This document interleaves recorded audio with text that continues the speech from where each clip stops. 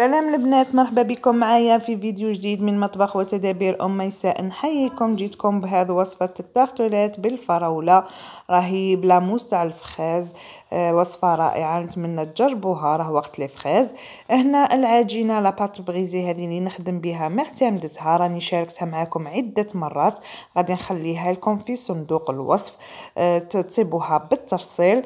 وهنايا درتها ويعني طيبتها وخرتها، ومن بعد روحت نخدم لاموس تاع الفراوله. اول حاجه بديت الكريمه عندي هنا كاس تاع حليب، هنا عندي 2 مغارف سكر، وعندي 2 مغارف معمرين مليح حتى ل3. يعني لا ما عمرتوهمش ديروا 3، الا عمرتوهم بيان بومبي ديروا 2.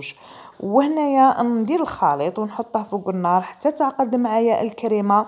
بعد ما قلعتها من النار درت هاد المغرف الصغيره تاع الدهان، ودرت لكسخي تاع الفخاز. هنا يعني هاد المرحله غادي نقل هاد الكريمه، هذه المرحله الاولى. نقل هذه الكريمه نقلها في ان ريسيبيون ونخليها تبرد مليح مليح في الفريجيدير. ولا كنت مقلقين كما انايا درتها في الريسيبيون، خليتها قد لي تفات شويه، درتها في الكونجيلاتور.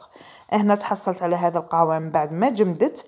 دروك نقبض البودره تاع لا شانتي، لا بودر شانتي 3 مغارف، ونطلعهم مليح بالباتور حتى نتحصل على موس الفراوله. هذه لاموس تجي بنينه بزاف. اللي عنده البنات السوبر كريم، راكم عارفين هذاك السوبر كريم اللي ينباع في القوطي تاع الفخاز، يزيدها معاه. اللي ما عندهش يكتفي بهذا المرحله.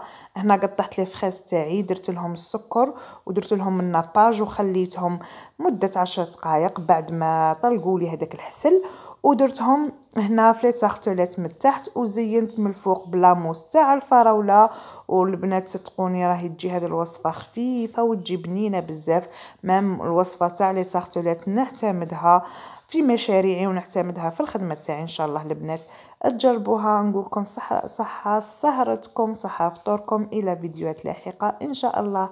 سلام، ما تنسوش الجيم والتعليقات والبارطاج. سلام.